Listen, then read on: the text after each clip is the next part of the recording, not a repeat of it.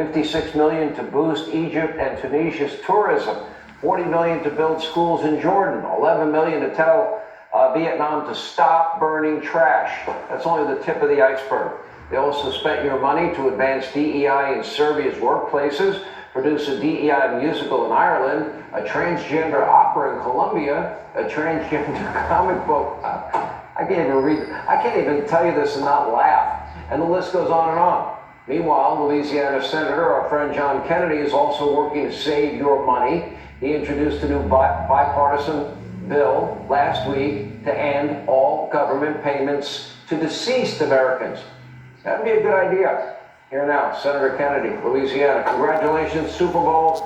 All eyes on New Orleans and your great state, sir. Congratulations. Thank you, Sean.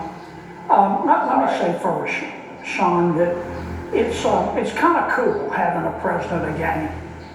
Let me try to put all this in context for you. I like omelets. I mean, I really like omelets. I could eat an omelet at every meal. I like omelets better than sex. Not really, but you get the point. I like omelets. You can't make an omelet without breaking some eggs. Now, President Trump ran for office saying, I'm going to review every single penny in the federal budget. Now, how are you going to review the spending in the federal budget without reviewing the spending? And that's what Mr. Musk is doing. Now, many of my Democratic colleagues and some of the tofu-eating Wokarati at the USAID are screaming like they're part of a prison riot because they don't want us reviewing the spending. But that's all Mr. Musk is doing, and he's finding some pretty interesting stuff. To my friends who are upset, I would say with respect, call somebody who cares. They better get used to this. It's USAID today, it's going to be Department of Education tomorrow. And really, here's what's going on. For 4 years under President Biden, the people in charge asked one simple question. Who needs to pay more in taxes? Who needs to pay more in taxes? Well, that's not the question that the Republicans and President Trump are going to ask. Our question is, what the hell happened to the money? And that's all that's going on. $520 million for consultant-driven ESG investments in Africa, $45 million to DEI scholarships in Burma. Why are your Democratic colleagues seemingly more freaked out about cutting U.S. aid? This is our money. You know how much $1 million is?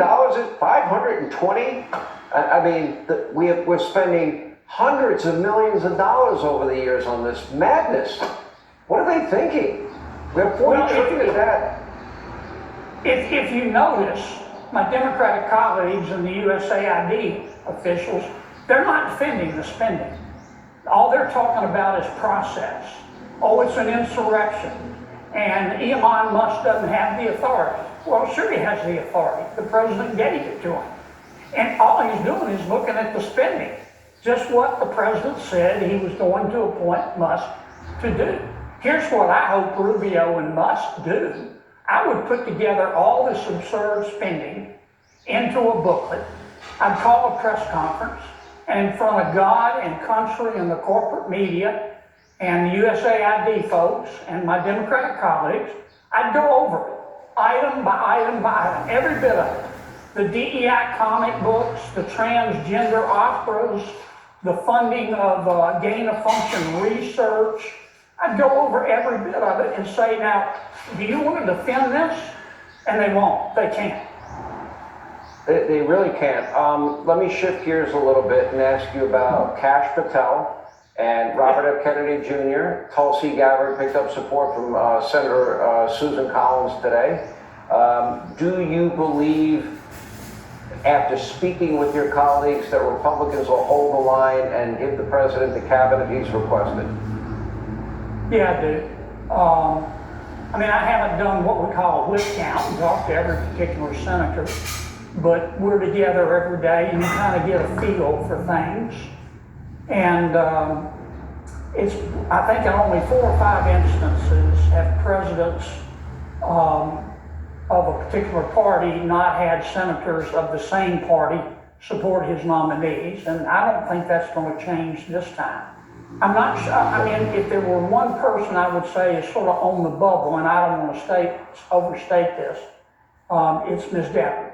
But I saw today where Senator Collins is going to support her, and that will probably be enough. That's my best guess at this point. I don't tell my colleagues how to vote, Sean. I tell them to follow their heart, but take their brain with them.